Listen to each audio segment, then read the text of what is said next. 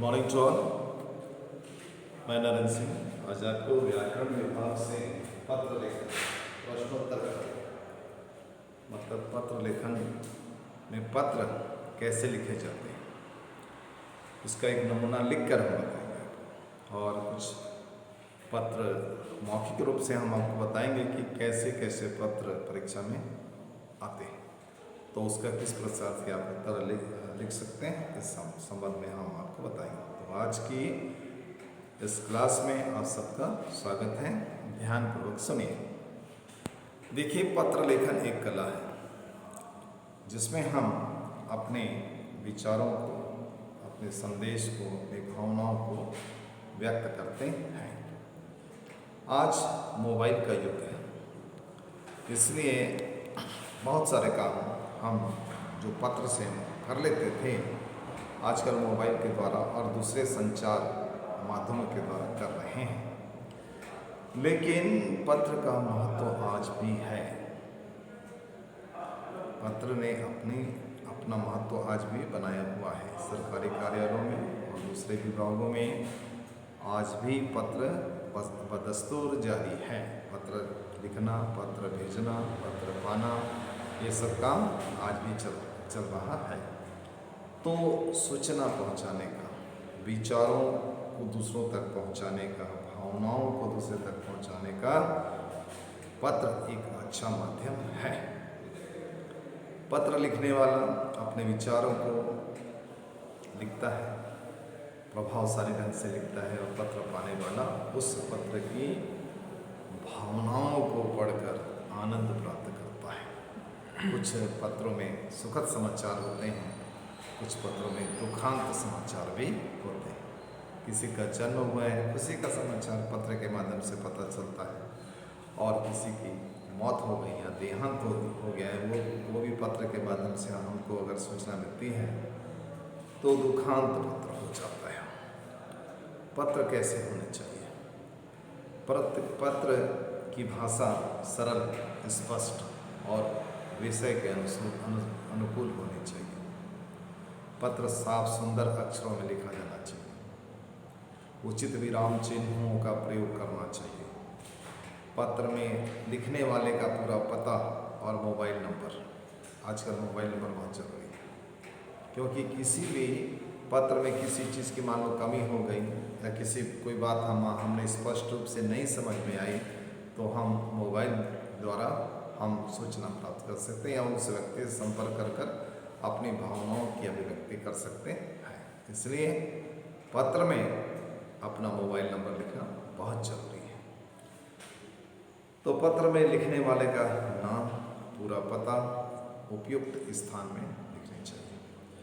पत्र में अपनी बात को कम से कम शब्दों में कहना चाहिए और रिपीट नहीं करना चाहिए। भावनाओं को, विचारों को रिपीट नहीं करना चाहिए। पत्र में अपना पांडित्य नहीं दिखाना चाहिए। साधारण भाषा में, जन साधारण की भाषा में पत्र लिखना चाहिए। पत्र में उचित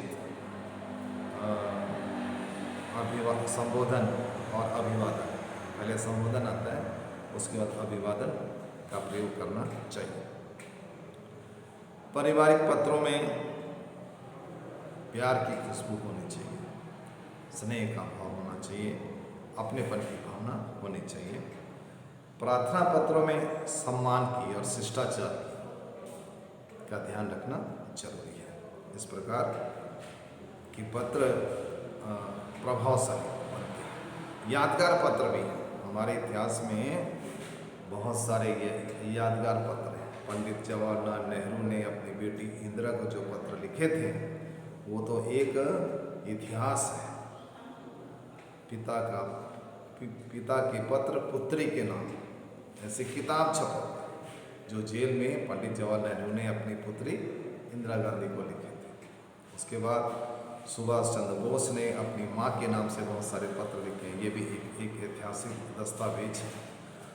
भगत सिंह जी ने अपने मित्रों को, अपने परिवार के लोगों को बहुत सारे पत्र लिखे थे जेल के अंदर से, जो कि ऐतिहासिक दस्तावेज है।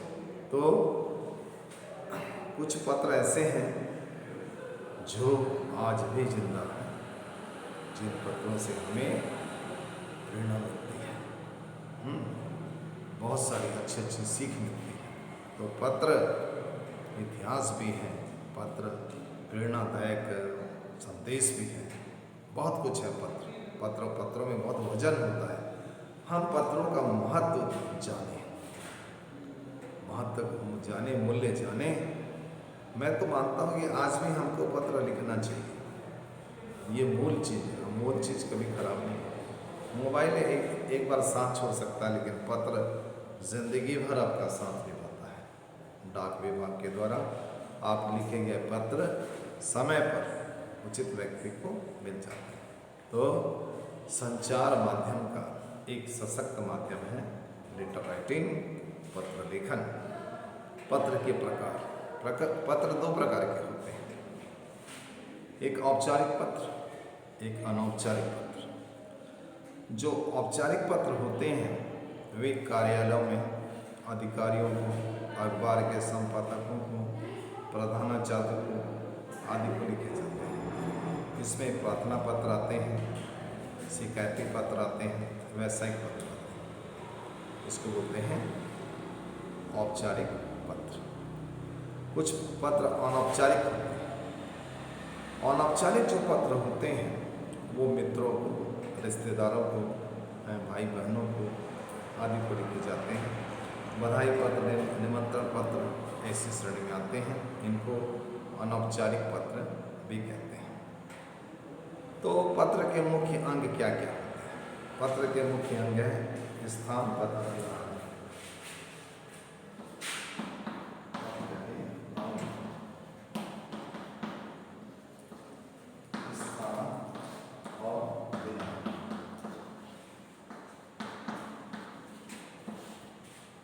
आप कहाँ से लिख रहे हैं, स्थान का नाम और कौन से दिन या कौन से तारीख में लिख रहे हैं उसका उल्लेख होना जरूरी है। दूसरा है इसमें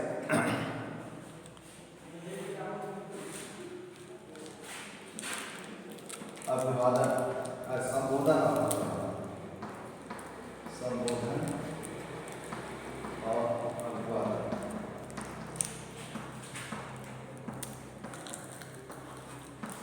पहला है स्थान और दिनांक, उसके बाद संबोधन और अभिवादन। किसको पत्र लिखा जा रहा है, क्या संबोधन किया जा रहा है, उसके बाद क्या अभिवादन किया जा रहा है, ये महत्वपूर्ण है। उसके बाद विषय वस्तु बीच में आती है विषय वस्तु।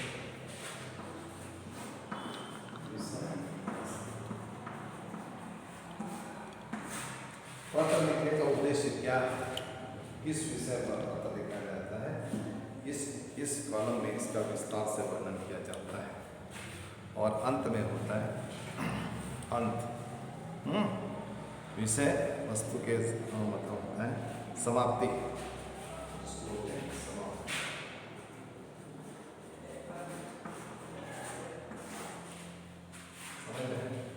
जैसे प्रधानाचार्य को आप जैसे आप अपने मित्र को पत्र लिखते हो तो आप स्थान का नाम लिखोगे, दिनांक लिखोगे, संबोधन में प्रिय मित्र लिखोगे, उसके बाद अभिवादन में सप्रेम नमस्कार लिखोगे।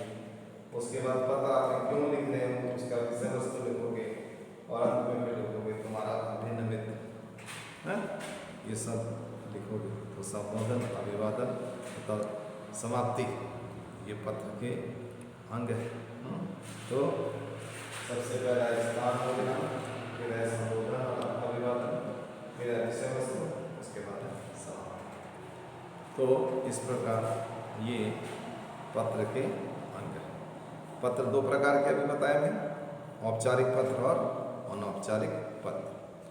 अब हम आपको एक पत्र औपचारिक और एक पत्र अनौपचारिक का नमूना लिख के बताते हैं। ध्यान पूर्वक आप सुनिए, देखिए कैसे पत्र लिखें। ध्यान देकर देखिए हम कैसे लिख रहे हैं, किस प्रकार हम लिख रहे हैं, आपको कैसे लिखना है उसको समझिए।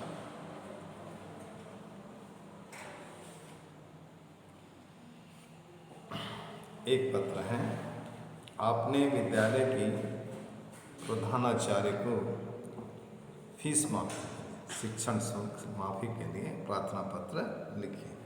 तो आप कैसे लिखोगे? फीस माफी, फीस माफी,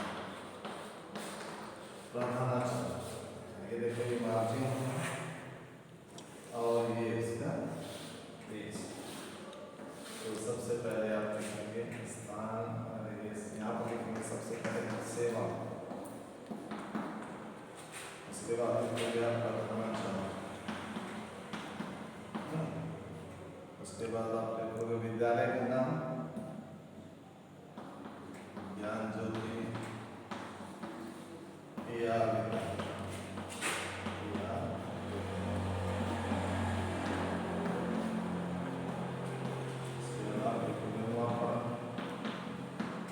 उड़ीसा, और यहाँ पर लिखेंगे आप दिनांक 1 मार्च 2020। उसके बाद लिखोगे विषय, सब्जेक्ट, फीस मासिक, मासिक फीस, मासिक फीस माफी, फीस माफी।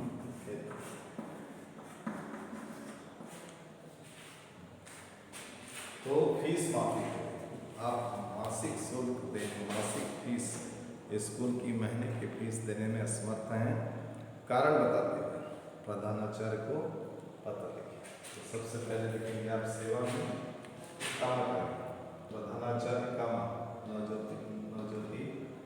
ज्ञान ज्योति विद्यालय कामा। इसके बाद वहाँ पढ़ा पूर्ण।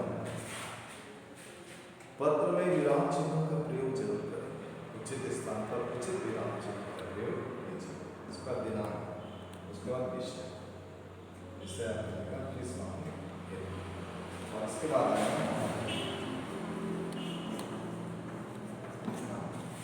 अब मेन विषय वस्तु क्या है, मेन विषय वस्तु का आपको लिखना है। इतना हो गया। अच्छा, इसको हम मिटा देंगे। अब इसकी जगह महोदय के बाद क्या लिखना है वो बताने जा।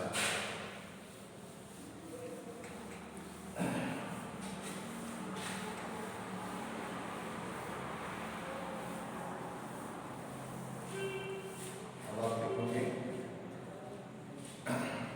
सविनय निवेदन है कि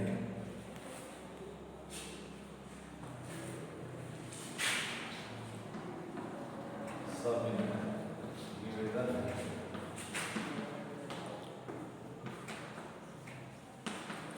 मैं आपके विद्यालय में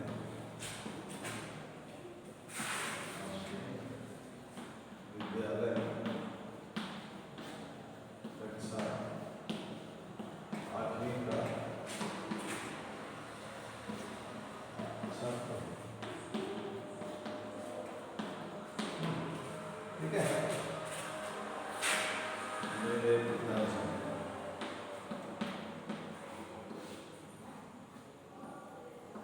किराने की दुकान नौकरी करते हैं, उनकी आय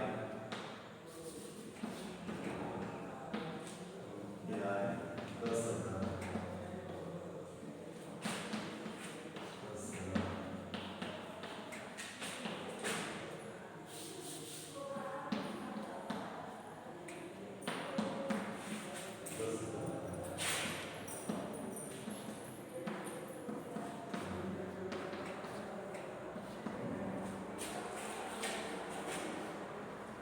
इतनी कम आय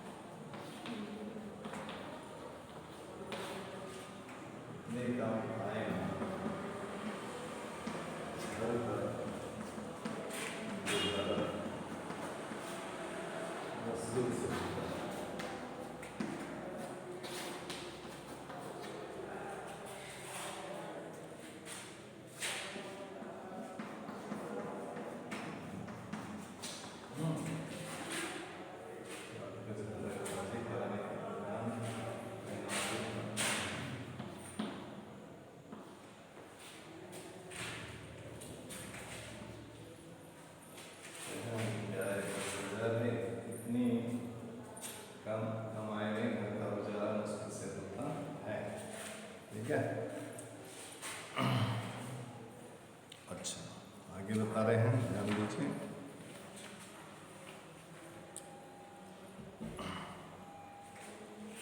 आर्थिक परेशानी के कारण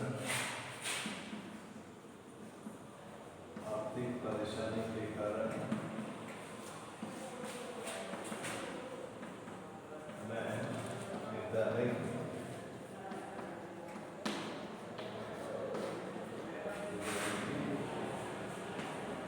मासिक फीस देने में असमर्थ हूँ। मासिक फीस देने में असमर्थ हूँ।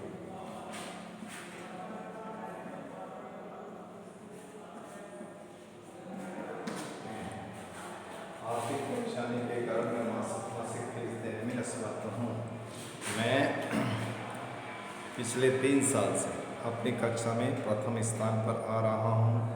खेल कूद में वाद विवाद प्रतियोगिता में मैंने अनेक प्रथम पुरस्कार जीते हैं।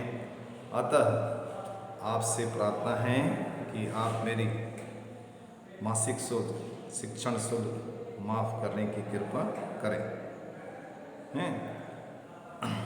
उम्मीद है, आशा है आप मेरी प्रार्थना को स्वीकार करेंगे। उसके बाद लिखूंगी, आपका आज्ञाकारी छात्र रवि अग्रवाल, कक्षा 8वीं। इस प्रकार ये पत्र पूरा लिखा जाए। तो इसमें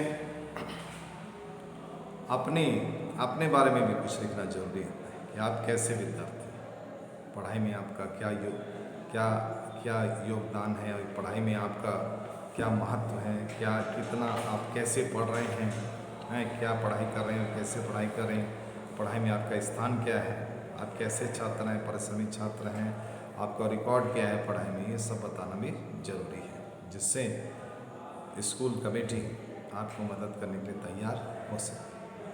अपनी वस्तु स्थिति को ईमानदारी के साथ, सच्चाई के साथ सही बताना जरूरी है, तब आप इसके हकदार हो सकते हैं।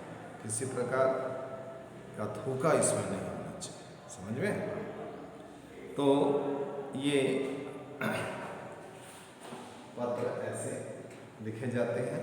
अब हम आपको परिवार में लिखे जाने वाले पत्र के बारे में बता रहे हैं। जैसे परीक्षा में आपकी छोटी बहन असफल हो गई,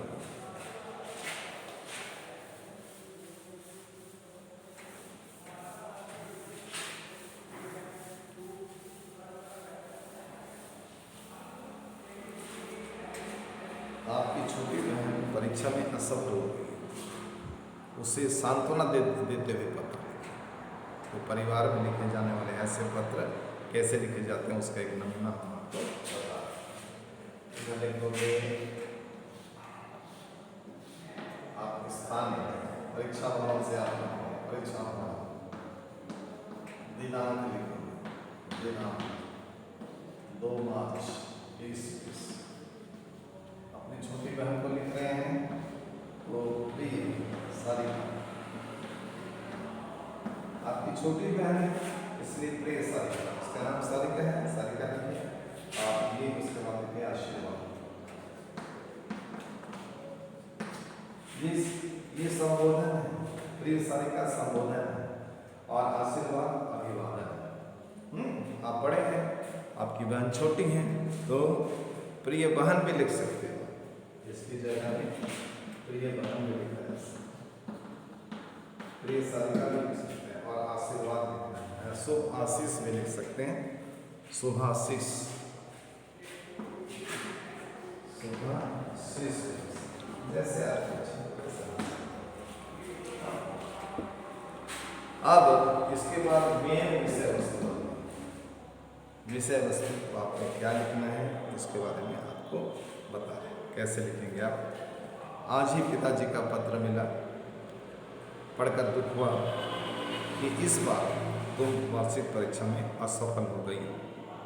सभी जानते हैं कि पिछले 3 महीने से तुम्हारा स्वास्थ्य ठीक नहीं है, जिसके कारण से तुम्हारी पढ़ाई प्रभावित हुई है। तुम परीक्षा की तैयारी भली भांति से नहीं कर पाई।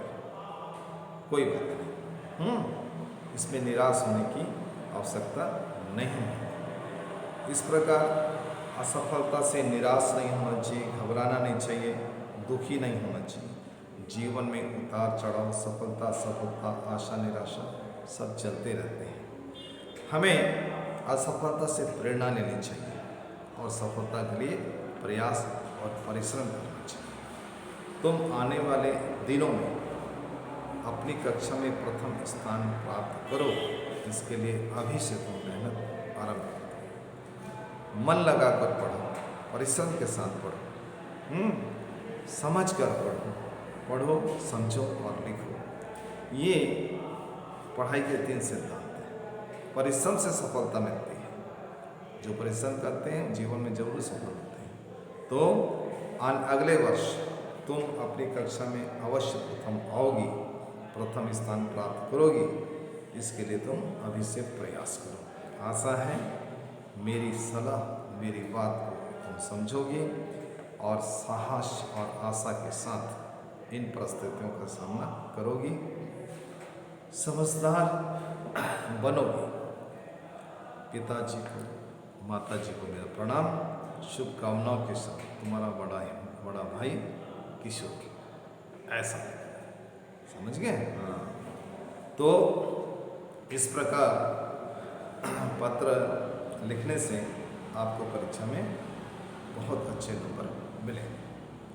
अब एक और पत्र का नमूना हम आपको बता रहे हैं। समाप्ति में तुम्हारा बड़ा भाई आदि लिख सकते। हम बता रहे हैं आपको, प्रधानाचार्य को विद्यालय छोड़ने का प्रमाण पत्र लिखे। प्रमाण पत्र देने हेतु प्रार्थना पत्र लिखे।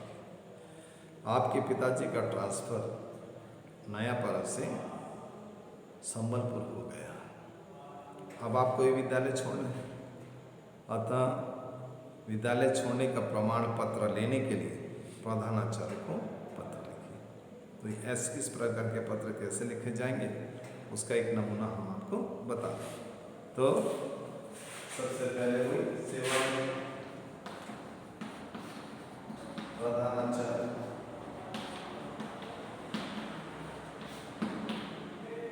ज्ञान ज्योति विद्यालय, ज्ञान ज्योति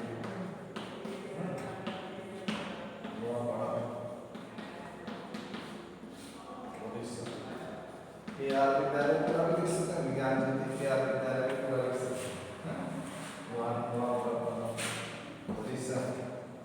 उसके बाद लिखेंगे दिनांक 25 मार्च 2020। उसके बाद लिखेंगे विषय विद्यालय छोड़ने का प्रमाण पत्र, विद्यालय छोड़ने का प्रमाण पत्र।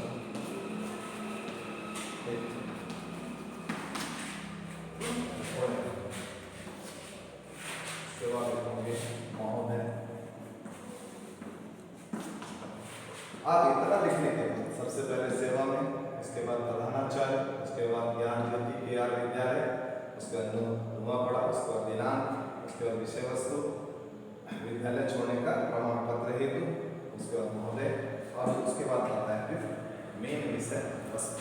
वहाँ लिखोगे सविनय निवेदन है कि मेरे पिताजी का ट्रांसफर नयापाड़ा से संबलपुर हो गया है, इसलिए अब मुझे इस विद्यालय में रहकर अध्ययन करना संभव नहीं होगा। अतः आपसे प्रार्थना है कि आप मुझे स्कूल छोड़ने का प्रमाण पत्र देने की कृपा करें, ताकि मैं संबलपुर जाकर वहाँ के किसी विद्यालय में प्रवेश ले सकूं। मैंने इस विद्यालय का सभी शुल्क और लाइब्रेरी की सारी किताबें लौटा दी हैं। किसी प्रकार का ड्यूस मेरे ऊपर नहीं है। अतः आपसे निवेदन है कि आप मुझे स्कूल छोड़ने का प्रमाण पत्र देने की कृपा करें। आपका आज्ञाकारी शिष्य मोहन अग्रवाल, कक्षा 8। तो इस प्रकार आपको विद्यालय छोड़ने का प्रमाण पत्र लिखना है। इसके बाद देखिए और भी कई प्रकार के पत्र हैं जो आपकी परीक्षा के लिए इम्पोर्टेंट है। जैसे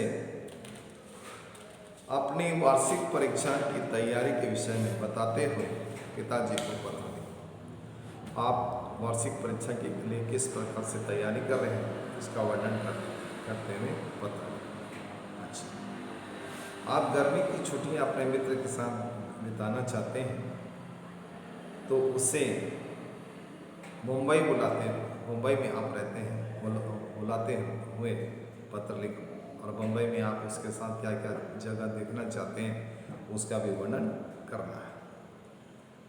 आपकी साइकिल चोरी हो गई, घर के बाहर आपकी साइकिल खड़ी तो चोरी हो गई, थाना प्रभारी को चोरी की शिकायत करते हुए थाना प्रभारी को पत्र लिखिए। अच्छा, इसके बाद देखिए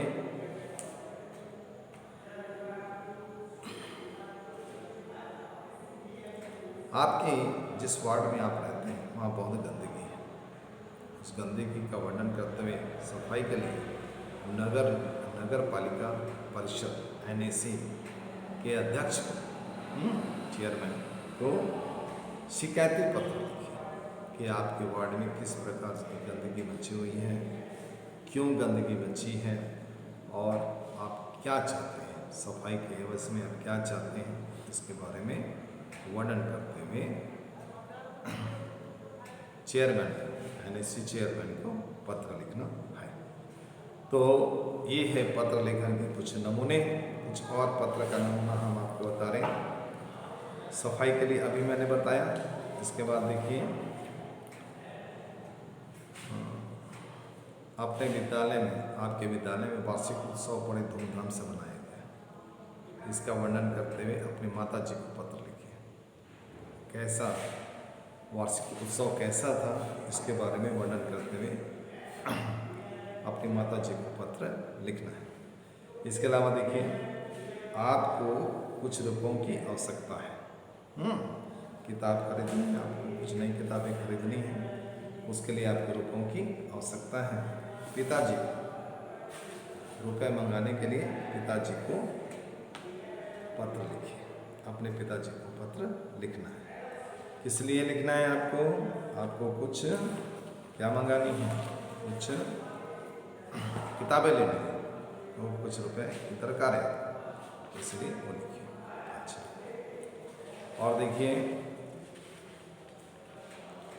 तो अभी हमने एक पत्र के लिए आपको बताया क्या क्या चीज़ जरूरी होता है। दिनांक, स्थान और दिनांक, संबोधन, अभिवादन, आरंभ, मध्य और समापन, ये 3 पत्र हैं। तो अब एक और पत्र हम आपको बता रहे हैं।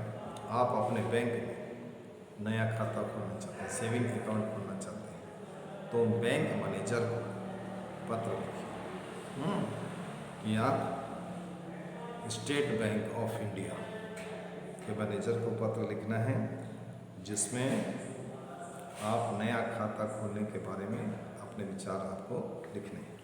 अच्छा,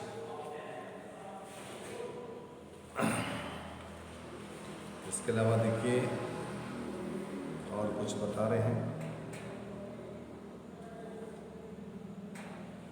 आपके क्षेत्र में बिजली की आंख में चौनी चलती रहती है। विद्युत अधिकारी को सेक्शन ऑफिसर जिसको बोलते हैं, विद्युत अधिकारी को इसकी अनियमित बिजली सप्लाई की शिकायत करते हुए पत्र लिखना है। अच्छा, और देखिए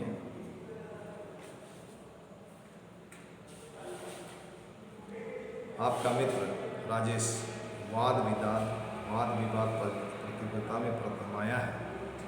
अपनी प्रसन्नता व्यक्त करते हुए उसे बधाई पत्र लिखिए।